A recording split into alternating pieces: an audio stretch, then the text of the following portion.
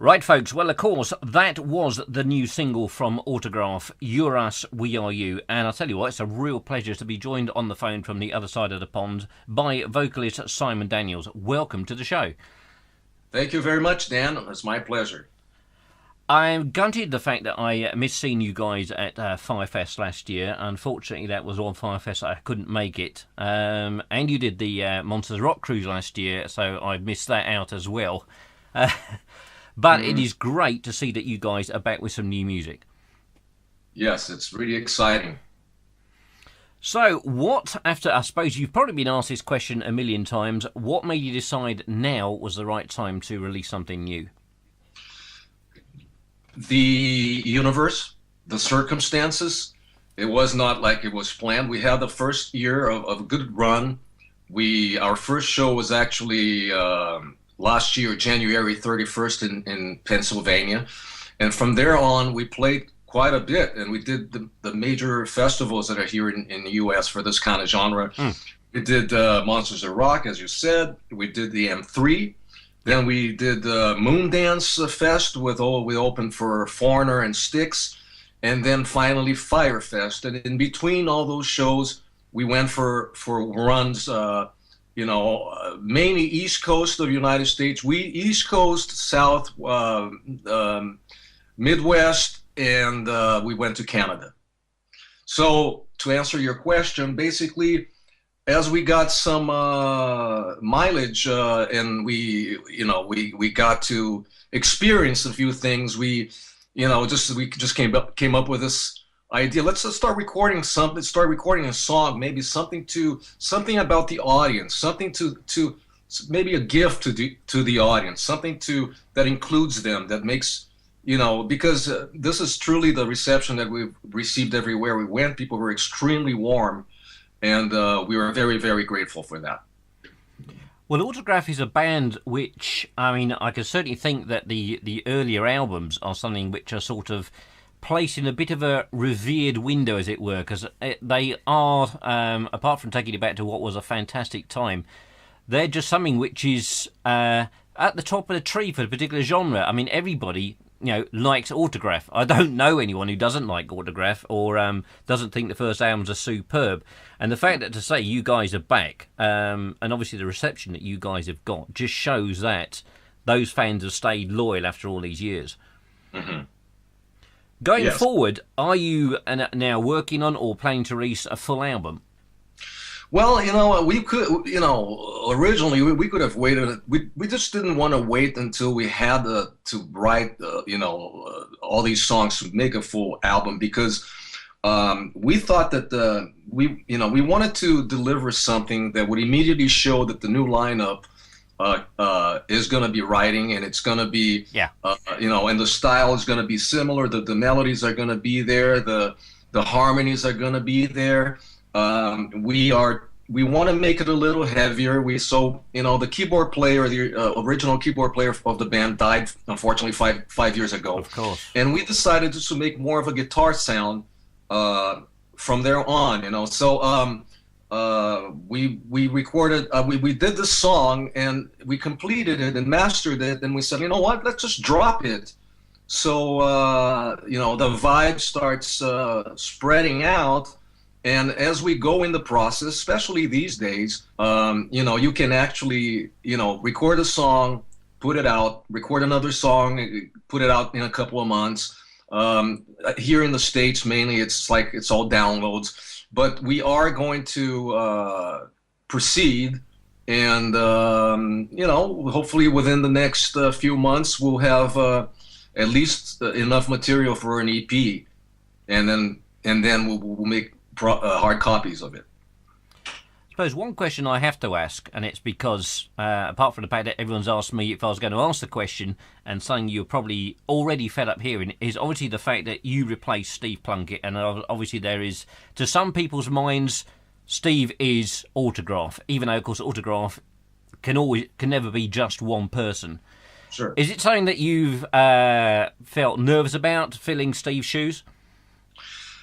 Never feeling his shoes. I mean, I think I always liked him. I was a fan of the band. I mean, I've been a fan. It just happens that that is right in my alley, that the style of music that I really like, due to where I grew up and how I grew up. Yeah. I was, I predicted some resistance, of course, from the fans, but the backlash that could have happened didn't happen. Not even 5% of could have happened. I put myself in that situation because I believed in what we were doing. Steve didn't want to do it. He gave us the name, he gave us the logo, he gave us his blessing, and he actually communicates with us here and there. He's just doing other things. So everything is clean, everything is on the table. But the one thing that I won't do is really karaoke him. I'm going to put my 2 cents in it. I'm going to be me in Autograph. And, a lot of fans,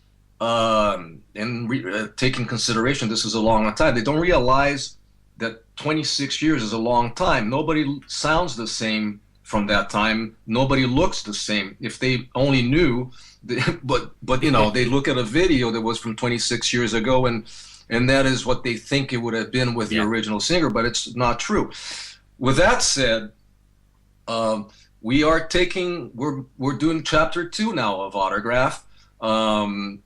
Steve Lynch is a major, it's a key member. He's one of the biggest guitar players in the world. As a matter of fact, in the United States, the band was the most known because of Steve Lynch and all his guitar player interviews, etc. Randy Rand has big history as well. So we wanted to start out and start playing right away. So let's go play Autograph songs. I incorporated myself in it, and now we have this new song. But it's not something that bothers me at all, because I understand the emotional attachment that a fan has to something that when they listen, they could remember maybe what they were doing at that time, So it could be a little confusing or difficult to just, let go of that.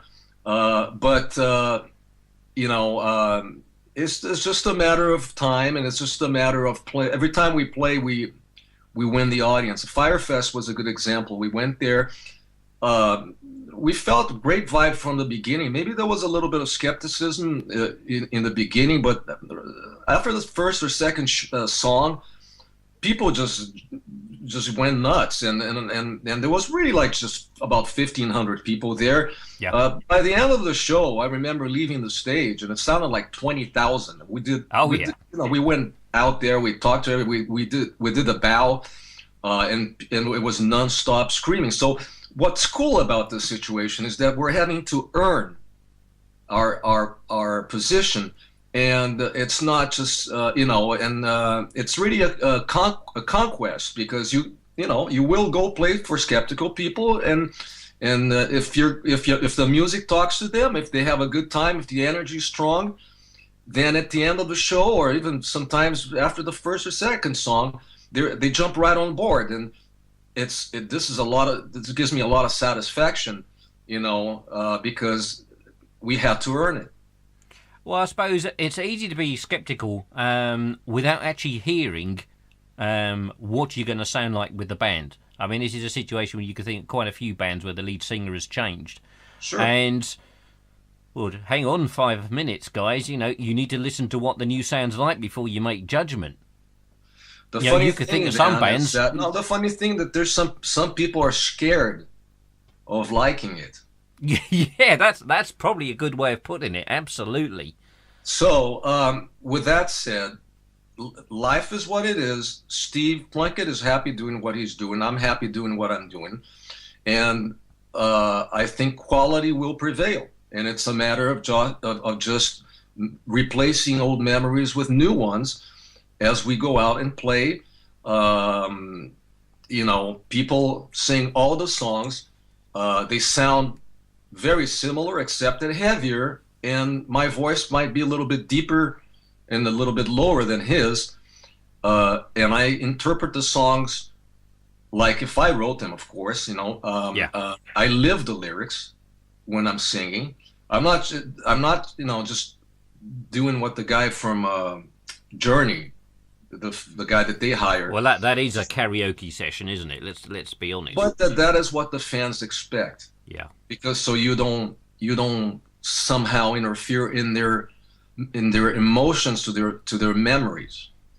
So yes, there are comments like, well, this guy doesn't sound like Stephen Plunkett, and I'm like, yeah, well, duh.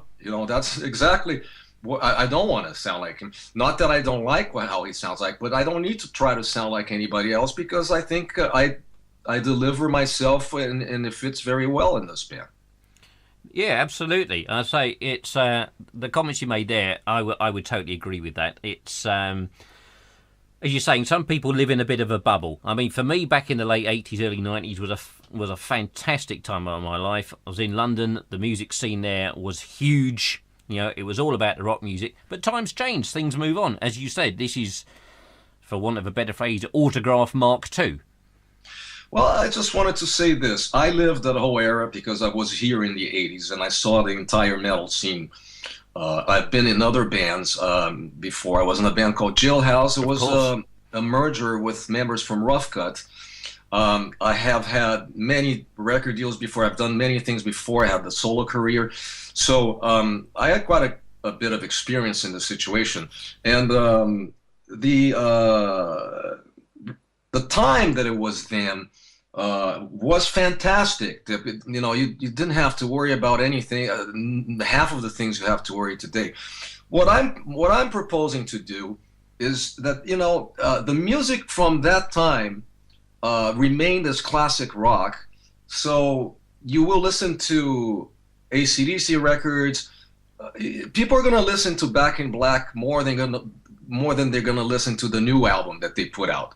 When the Rolling Stones go out, they play one song of their new record and they play everything from the past. Well, there's a reason for that, because the people... That's what the fans expect, yeah. Yeah. Now, what we're proposing to do is, yes, we will deliver that. We're going to play, of course, we're going to play Turn Up the Radio, My Girlfriend's Boyfriend Is in Me. And by the way, Autograph has never performed half or even two-thirds of the set that we play. They have never, because Steve Lynch and Randy told me everything. They have never performed. We are performing songs that are in the Autograph records that were never ever performed live. So this is an opportunity, like All I'm Gonna Take, we played at the Firefest, that had an incredible reaction. It was never played live before.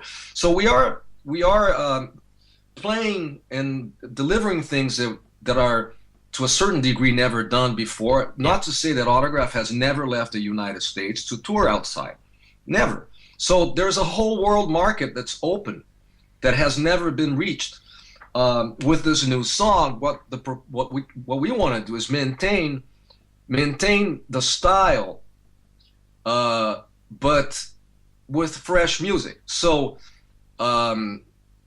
if you could write songs that sound and that make you feel good like those songs did back then, and just make the lyrics somehow current but still uplifting and real,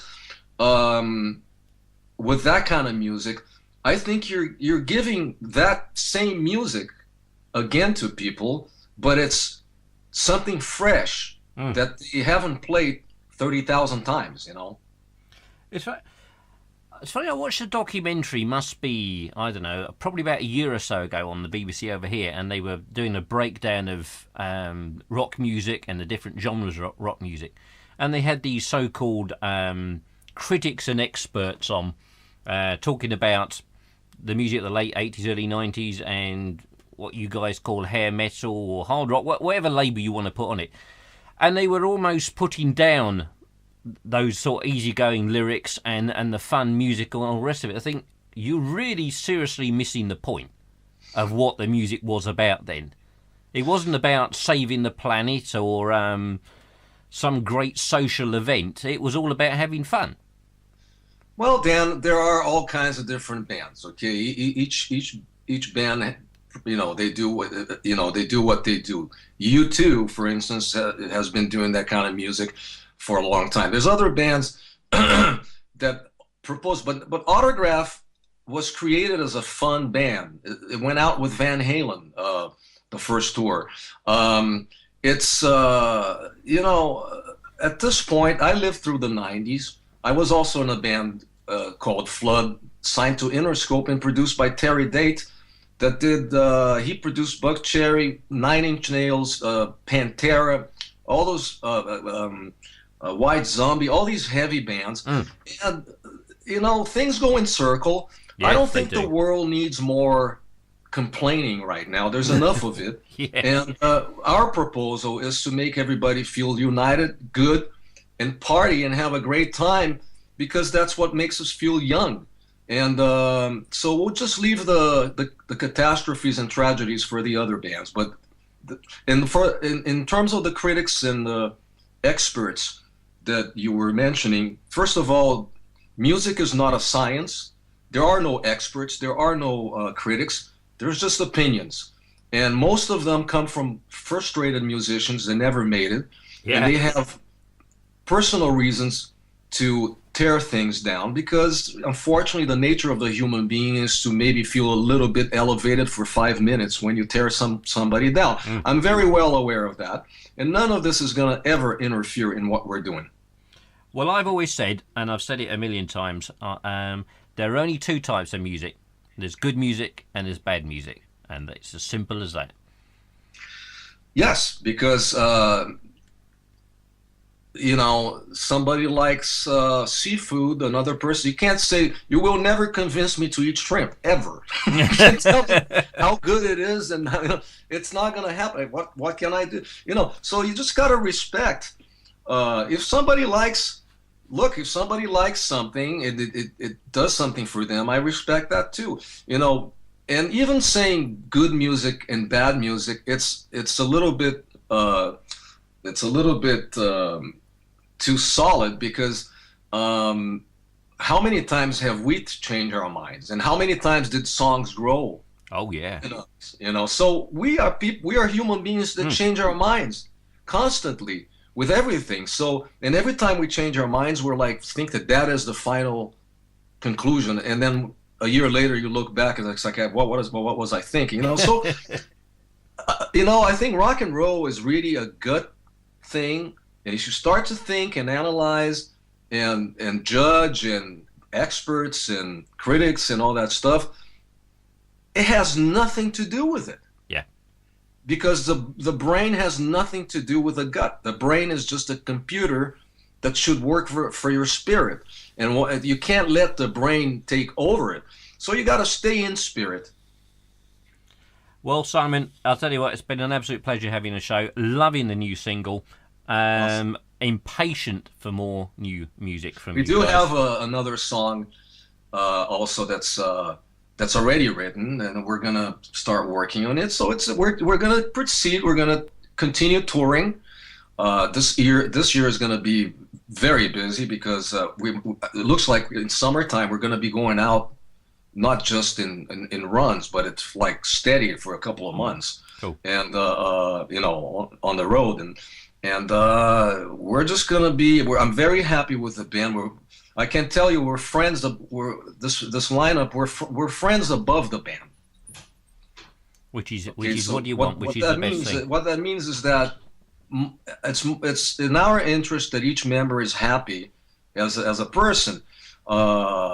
First of all, because that is naturally what's happening. We became friends. You know, we talked for 2 months before we even got together the first time. The first time we got together, there was an incredible amount of chemistry, and we were all excited. And there's a mutual respect in this situation where it's very simple. If you understand that the guy next to you in your band is happy, and he wants your happiness, you will always find a compromise to resolve everything. The problem that the bands have is when somebody